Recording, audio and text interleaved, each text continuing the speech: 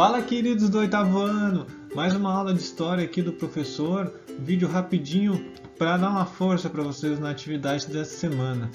Nós falamos muito nas atividades passadas sobre as desgraças que os negros trazidos da África passaram por aqui, nos navios negreiros, da questão da tortura quando sofreram como escravos e várias outras questões.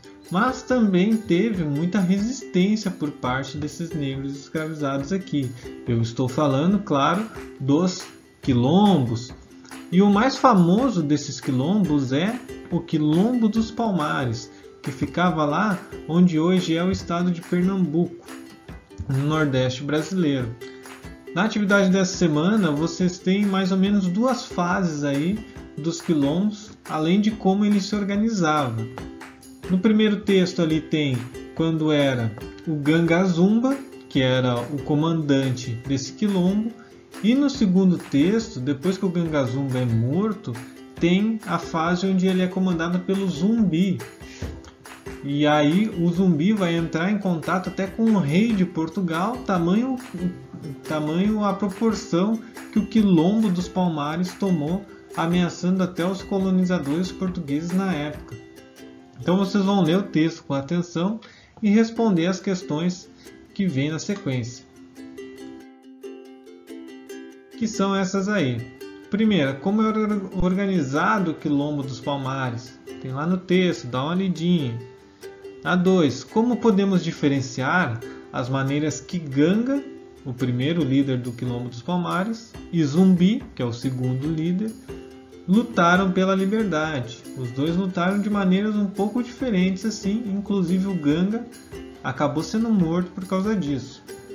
Na 3 ali, observe a data que está na carta do rei Pedro II, o rei de Portugal lá, não confundir com o rei Dom Pedro II que depois governou o Brasil aqui. A Zumbi. Após isso, olhe a data da destruição do Quilombo dos Palmares, mencionada no primeiro texto, lá no texto da primeira parte da atividade. A partir dessas informações, juntando todas elas, responda: quanto tempo durou o Quilombo dos Palmares após a morte de Gangazumba? Então, Gangazumba vai morrer num ano, que é dito lá no texto, e o Quilombo dos Palmares vai ser destruído alguns anos depois. Eu quero a diferença de anos, ou seja, vocês vão fazer uma continha de menos entre o ano que o Gangazumba morreu e o ano que o Quilombo dos Palmares foi efetivamente destruído, um pouco tempo depois. Vocês vão fazer uma conta de menos entre esses dois anos e vão me dizer quantos anos durou. Eu não quero saber de resposta assim, durou do ano tal até o ano tal. Eu quero saber quantos anos durou.